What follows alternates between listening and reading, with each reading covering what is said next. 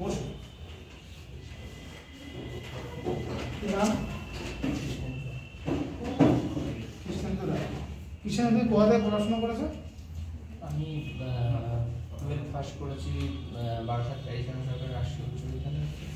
তারপরে graduation civil engineering করেছি স্বর্ণকা educational trust, সেটি দুর্গাপুরে সাবডিভিশন ডাইরেক্ট কলেজ। তো তোমার সিভিল ইঞ্জিনিয়ারিং করার পরে এই পরীক্ষায় কেন পরীক্ষা দিতে আসলে? সিভিল ইঞ্জিনিয়ারিং করার পরে আমি তো 2 বছর চাকরি করেছি। তো তারপরে দেখলাম যে একটু পারিবারিক একটু অসুবিধা রয়েছে, বাবা অসুস্থ হয়েছিলেন তারপরে থেকে। আর উনি বললেন এবং আমারও সহমত ছিল।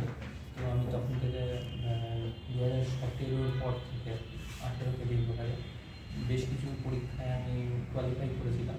আর গভর্নমেন্ট এক্সামের একটা কি পরীক্ষায় তুমি পড়াশোনা করছো মূলত, কোন পরীক্ষার জন্য? মূলত এখন পিএসসি ওডিএতে। আচ্ছা, অন্য কোনো পরীক্ষায় অ্যালাউ হয়েছে? আমি এতদূর ইন্টারভিউ অবধি আসিনি। তো পিএসসি ক্লার্কশিপ 2019-এ আমি রিটিন কোয়ালিফাইও করেছিলাম। তারপরে ফাইনাল যখন লিস্ট বার হয়, দুবার লিস্ট বেরিয়েছিল, ফাইনাল লিস্টে আমি তখন সেই সময় পাই। আচ্ছা, এখন তুমি যে চাকরি পোস্টের জন্য এসেছো, কি পোস্টের নাম কি? এটা অফিস অ্যাসিস্ট্যান্ট। কি অফিসে, কোন ডিপার্টমেন্ট? এটা তন্দুরি অফিস। আচ্ছা, তন্দুরি কি একমাত্র আছে নাকি আরো অনেক কোঅপারেটিভ সোসাইটি আছে? না, কোঅপারেটিভ সোসাইটি আরও আছে।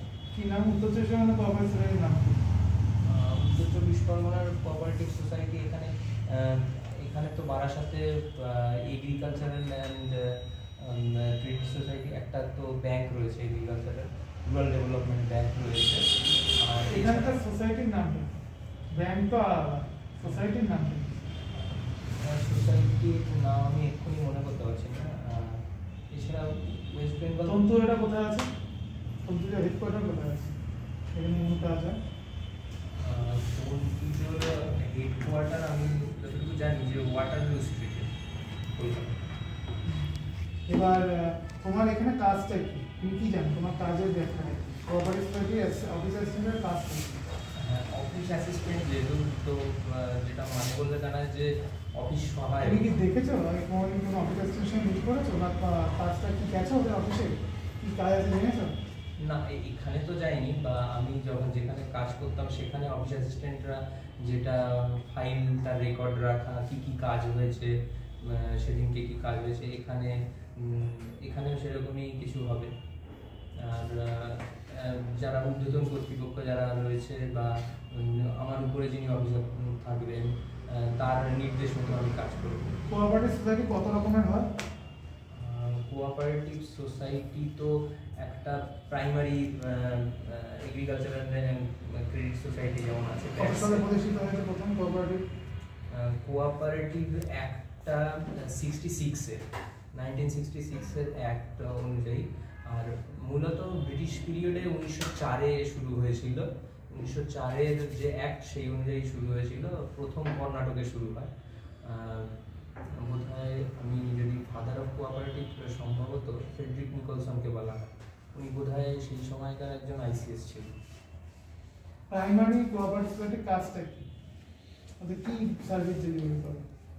প্রাইমারি কোঅপারেটিভ সোসাইটির যেটা কাজ সেটা হলো যে কৃষিক্ষেত্রে তাদেরকে ঋণ দিয়ে সহায়তা করা।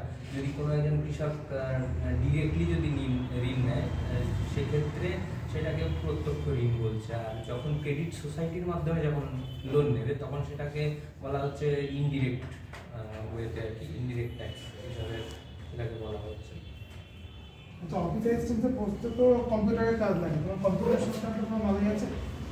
কম্পিউটার সংক্রান্ত বিস্তার আছে। আচ্ছা, তোমার যদি কোনো একটা কাজ কম্পিউটারে হয়েছে, তুমি করে ফেলেছো ভুল করে, সেটাকে আবার পুরোনো জায়গায় ফেরানোর জন্য কি ব্যবহার করা হয়? শর্ট কি কি আছে? শর্ট কি তো